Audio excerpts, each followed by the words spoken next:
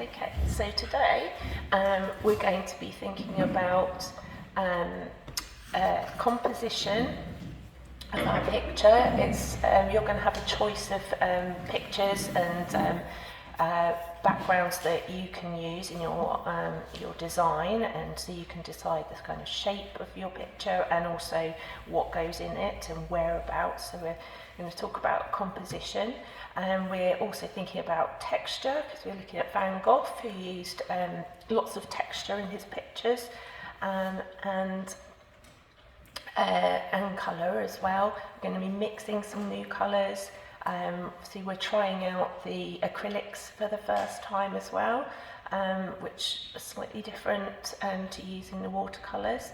So hopefully you'll like using those today. So we'll get started straight away.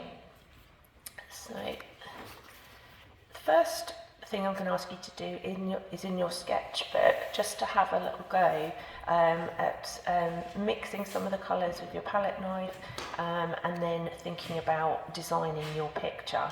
So I've got my palette here. You'll notice it's like a plasticky feel on it, so that helps keep the paint like wet and usable, because if it dries out you can't use it anymore, and it does dry out really quickly. So you want to try and keep your paint in these little blobs. If you end up spreading it out like this too much, if you spread it out too much, it dries really quickly. So if you can use your palette knife to, when you're mixing, mix it in the smallest kind of area possible, and then you can kind of push it together to keep it in those little blobs, then it will last longer for you to use.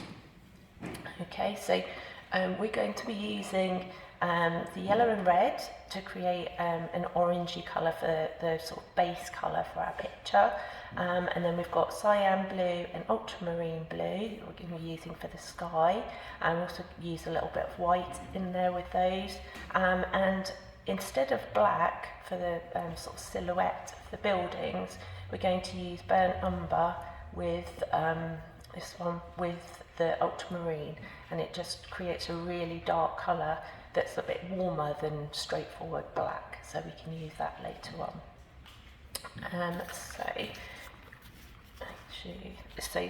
You do have this tip sheet with different acrylic techniques on it. We're going to go through these in a bit more detail next week when we're using them for a different picture, but some of these I am going to show you while we're actually doing the picture rather than testing them out first. Okay, so you should have that, but you can refer to it later if you want to. So we've got our tip sheet on here, and you can have a look at that. We're going to be using lots of little mark making techniques to create that Van Gogh style. So we are, you see on here, so all these little marks, and I'll show you on the picture, but that creates this lovely kind of textured effect in the sky here, and it's the acrylic is much thicker than the watercolour, so it gives this really lovely effect on there. There's also a bit of information about Van Gogh in there if you want to read that, and a little bit about the colours that we're using there as well. Okay, so getting on to our picture, first of all you want to think about the design and the composition. We've got a selection of pictures here. So this is the one that I've used, the one of London, but there's loads here for you to choose from. There's Paris and St Paul's, Statue of Liberty, some others there. So there's lots for you to choose from, and you can pick whichever one you want to do, and then just think about how you're going to place it within your picture. So you might want to do a sort of square shaped one, which the St Paul's one is quite good for. You might want to use the Eiffel Tower, but put it on a sort of portrait style instead, so you're focusing on that longer shape. or a landscape and using the London one. It's up to you. You can also use, you've been given these viewfinder pieces of paper, so you can use these for sort of taking, if you like a particular part of the picture, you could do that.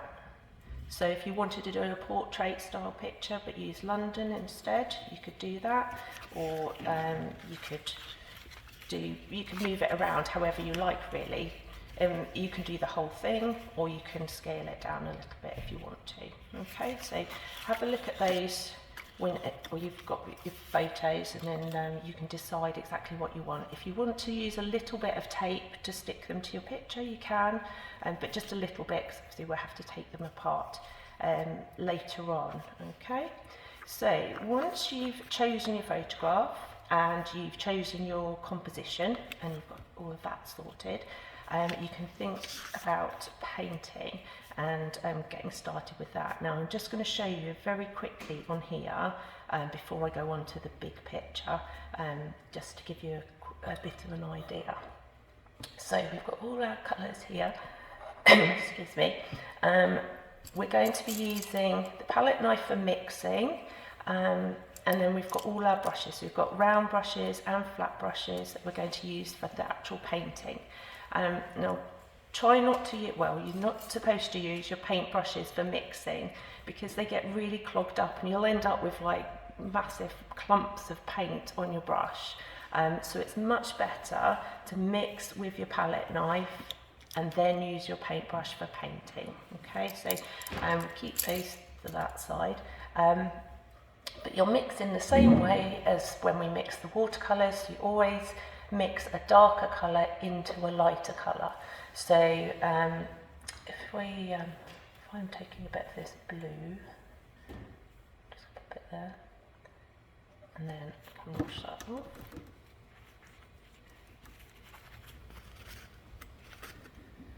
Take a bit of white.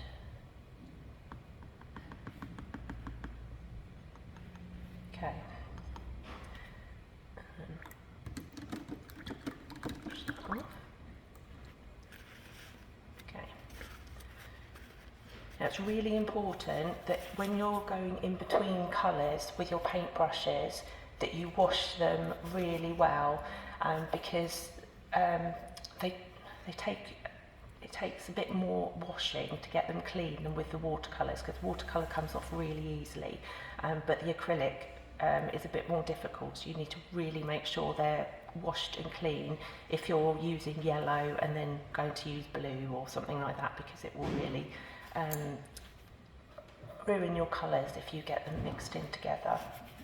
Okay, so I'm just going to go down here and create a little value scale just to show you that. So we'll have white, and then we're going to have a little bit of blue, and you only need a tiny bit of the darker colour to make a big difference. So you can see, you just mix it like that. Same as with your watercolour, make sure the whole thing is mixed in really well, so you've got a solid colour. Okay. Try and keep it close. And if you, later on, if you're finished with a colour but you've run out of space on your palette, you can always just scrape it off, and then you can use that space again for another colour. It's just really handy. Okay, and then if I take a bit here, a bit more here. Okay, it's really easy to mix because this palette is so smooth. You can just do that. And then go with my paintbrush. So I can do a bit of white.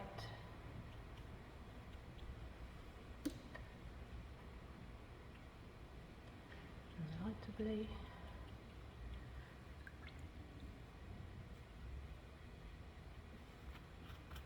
You just mix together, and it's mid sort of blue,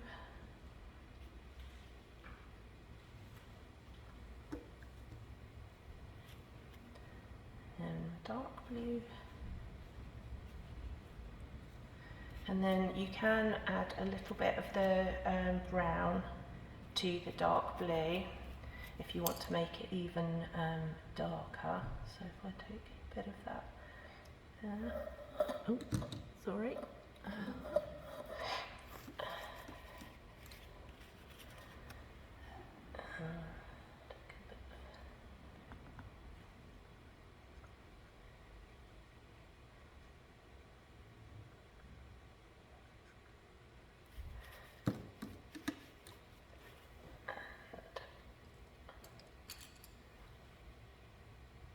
And there, yeah, so you can just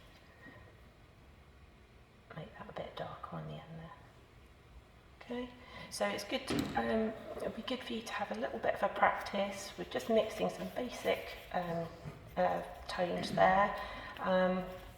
You can try using your flat brush and seeing like how that works with making the little marks in that way. And then you can try with your round brush as well. And you can see like obviously bigger and smaller brushes are going to make different different marks. So you can make, yeah. So just have a practice with those. You can also use a dry brush for dragging, like creating that kind of effect. So you can do that as well. Just to get an idea for it, you don't want your brush to be very wet when you're picking up the paint. Dip it in the water first before you use it, but make sure you dab it on your kitchen towel before you use the paint, otherwise it becomes a bit too watery. Okay, now we're going to move on to the actual picture. So as you can see, we're going to do a picture based on Van Gogh's Starry Night, but we're just going to adapt it to our own different skyline. Because in his one, we had the cypress trees and then the little town in the background, and then we've got all these lovely stars and the moon creating these really bright colours contrasting the blue there in the background. So we're going to do the same kind of effect, but we're just going to use a different kind of skyline. Okay, so the first thing we need to do is get our acrylic paper. So it's quite thick, like the watercolour paper, but it is smoother. So it's whiter and smoother, so that's how you can tell the difference between them. But it is really thick as well. Okay, so we're not going to use the whole picture. We're going to make a slightly smaller one in the middle. So I've just put the masking tape down there to create my smaller picture. Obviously you can do that depending on whether you wanted it to be a square or a rectangle, so you can do it that way if you want to. When you're using your tape, make sure that you get some of the stickiness off before you stick it down. We can also later on, when we're taking it away, use the hair dryers on the masking tape, which kind of melts the glue a little bit and helps you peel it off without tearing the paper. So we can do that later on. But for now, just get the general size that you want, but just make it sure you've got this nice border around the edge there. Okay, so the first thing that we're going to do is this orangey background. Okay, and for this we're going to do a wet on wet technique, just as we did with the watercolours. And so we'll use our brush for putting some water down on there, and that just creates a nice flow for doing a big area. You wouldn't do that if you were just doing a tiny little bit, but if you're doing a whole area in one colour, it just helps the paint go over a bit smoother and fill that space. Okay, so we want to mix our orange, so I'm going to take some of the yellow there, and then a little bit of red, because we're going darker into lighter. You only need a little bit.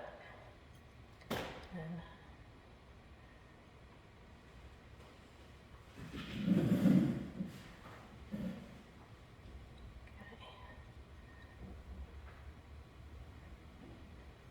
Okay, so now we've got an orange.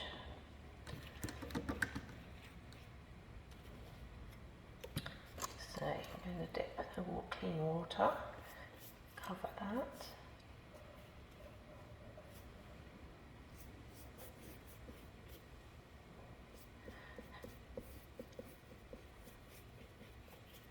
Okay. And then get your orange, and then you can just smooth it on like that. So you can paint over the edge of the masking tape, but don't go over that edge.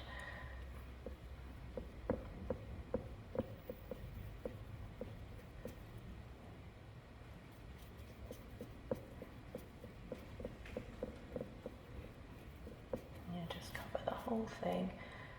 You have to work quite quickly.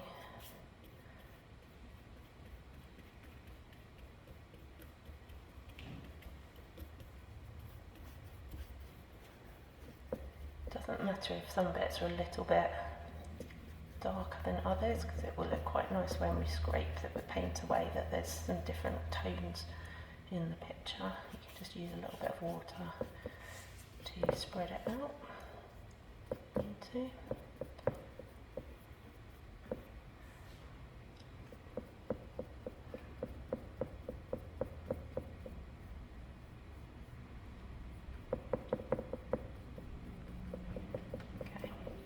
Now this dries really quickly, so during doing this picture we're going to work in sections, because it will dry really quickly, and if you do the whole thing and go back to it, it will be dry and you won't be able to do it. So the things that you want to do, so that we're doing one go. Once you've done that, you're going to draw out your skyline. So whichever one you've picked, then you're going to just roughly draw it out, just to give you an idea of where you're going to paint to. You don't have to do all the details on it at the moment, but just draw out your sort of like basic outline. I'm just going to do it very basically, just to show you. Be where what are you using to draw it? I'm just using a 8B pencil, but on the other one I used a lighter pencil and it was fine. I'm just using a darker one just so that you can see it.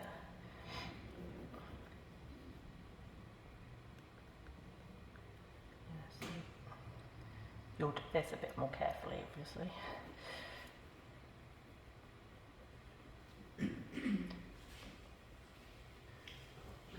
Okay, so I've got my skyline there. Okay, you can see this is almost dry, so it's it does dry really, really quickly. Now the next bit that we're going to do is we're going to put our blue sky on, but we're going to use some kitchen towel to take away the areas where there are stars and where the moon is as well. And then we're going to use our palette knife to scrape away these lines, just to give you a guide as to where this kind of like swirly pattern, wind sort of pattern is. Okay, so if you mix up your blue, we're going to mix a little bit of the two blues together.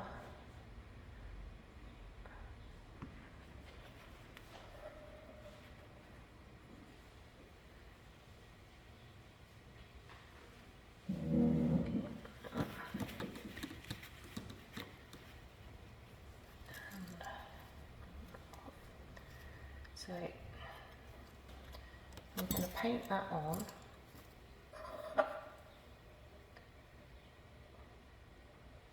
Start up here. So this is the bit you're going to need to do in sections because it will dry really quickly, and we want to be able to scrape away the top layer to show what's underneath. So you can use your kitchen towel then to take away where your moon is going to be. Okay, and then so you'll go a little bit more detailed around all the little edges. I'm just going to do this bit quite quickly.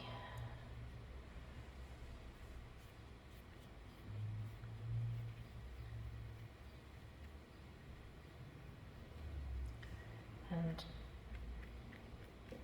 show you. So then you can use your palette knife to kind of scrape away. Okay, and then add the next bit. So you're just going to work round like the picture in sections like that to kind of create these kind of swirly patterns. And this is really just a guide for you later on to see where you're going to put those lighter wind kind of patterns. And then see your little stars as well, you can just take out like that, just like you've done with your moon. Okay, so you can take those out. Alright, so and clean your brush. But yeah, it's really important because you'll be surprised how quickly it dries.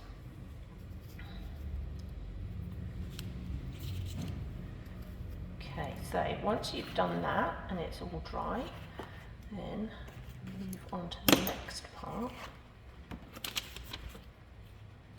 So on this one, you can see I've just drawn in basic windows. They don't have to be perfect because it's kind of an impression rather than a totally realistic picture.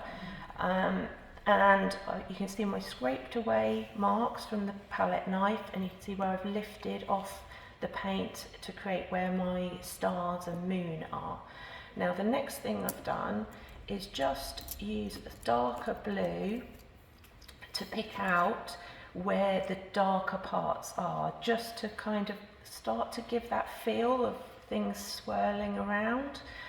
So I looked at the picture here and I thought, right, so there's some darker bits here, and I've just added those in like that.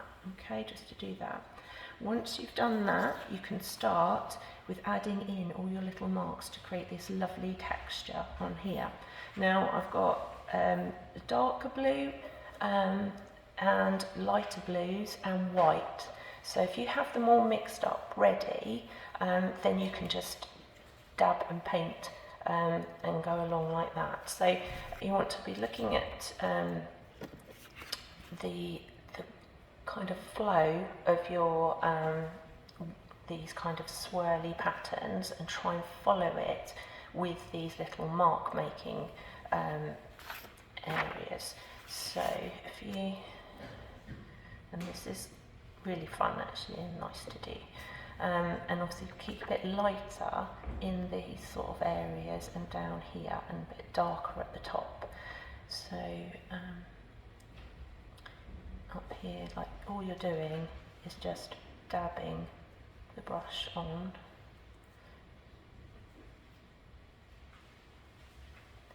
and dabbing, and you just build it up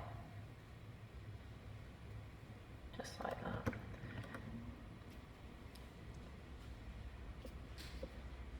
Okay, so just make sure your brush is dry. Okay, so you're just building those up in those little dashes, and just making sure that in this bit you're adding a little bit of extra white in there as well. And then you're going to go on to your moon and stars, and we're going to do the same thing but with a pale yellow. So have a white, I'll just take a bit of yellow.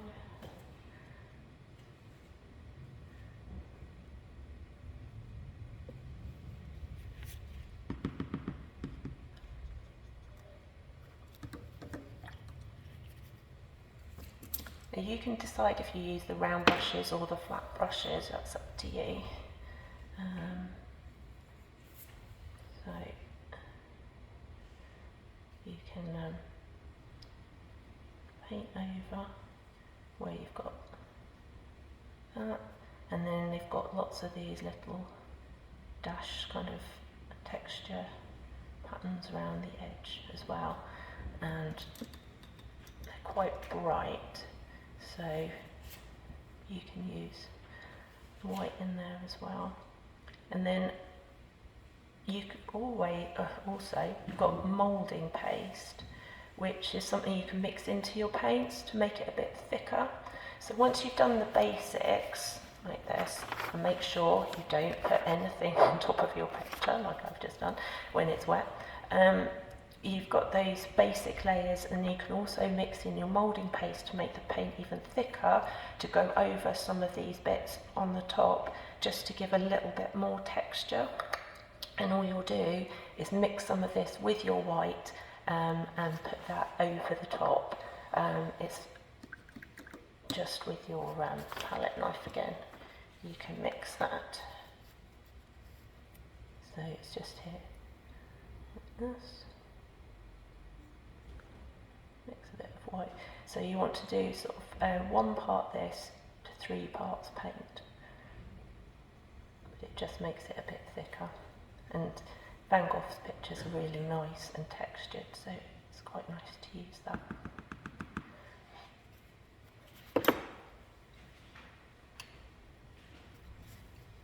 Okay, so you can just use this on these little bits, and it will just create that texture effect, be a bit thicker. Okay. So that's the main bit. Once you've finished the whole sky, you're going to move on to the building. Now the way we're going to try and do that is by using this dark blue and brown mixture instead of black, just so it's a bit warmer. And we're going to put that on, but again work in little sections so that that it doesn't dry too quickly. And then we're going to take off the paint where the windows are. So if I just paint this bit in quickly. So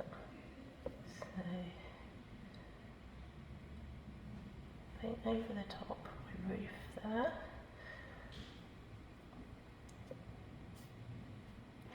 And then when it gets to the window,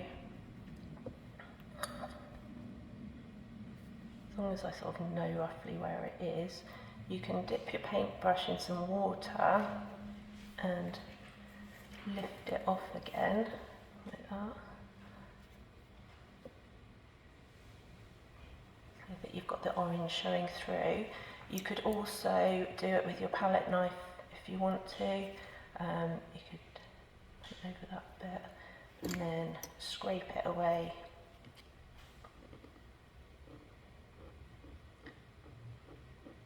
And that's quite good. Even if you want to use the brush for the bigger bits like the windows, if there is some texture on a roof or something like that, then that might be quite good to use, as it's a bit pointier. It might be good for the more detailed bits. If you find that that doesn't work too well, then you can always paint over the whole thing, let it dry, and then paint the orange on afterwards if it goes wrong. But try that first, because it looks quite nice where the orange is coming through. Okay, so that's all your instructions. So first of all, just try out a couple of compositions in your sketchbook, and just try out mixing a couple of tones of the paint. And then once you've done that, you can tape off your area and get started. Okay.